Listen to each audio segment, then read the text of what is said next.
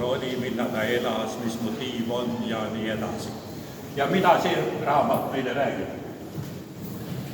44. aasta sügisel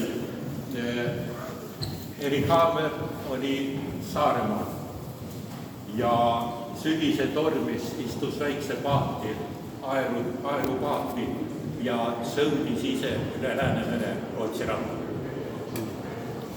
Ta ise kunagi, ma sain taga tuttavaks Göteborgisse, kus ta elas pärast elu lõpuni.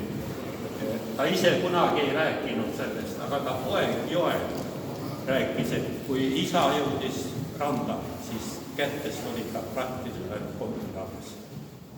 Ja võttis terve aasta aega, enne kui ta pinsli sai kätte võtta ja sai hakata maalima. Ja see oli esimene maal, mis ta siis paguluses tegi. Ja kui me teame seda, nii kaugele oleme raamatust lugenud, no siis võiksime võib-olla punkti panna ja et see ongi kodult lahkumine ja kusagile võõra maale minek. Ja parem ma ei olegi, aga see ei ole see õige lugu selle pildi kohta, sest kui raamatust edasi loeme, siis avastame midagi muud. Ja seda muud ma ei olegi varem alati välismaalastele rääkida, sest see on nii julm ja nii kole lugu oli, et soomlane, rootslane vaataks meile otsa ja ütleks, et kas tõesti teie eestlased olid teil sellised kombed, nii julmad, sest mida ta õieti kajastab. Ruhnu saar meeldis Haamerile väga, ta on mitu pilti sealt maalinud. Muuseas, seal nurgas, kui edasi pärast liigute, on talgud Ruhnu saarel ja paar teist Ruhnu pilte on ka vist seitel üleval. Aga üksik saar, seal Riia lahes, isoleeritud, vanad kombed ja nii edasi.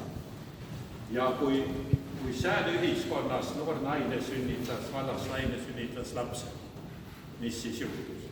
Ta tõugati ühiskonnast välja. See ei olnud nagu vastu võtta.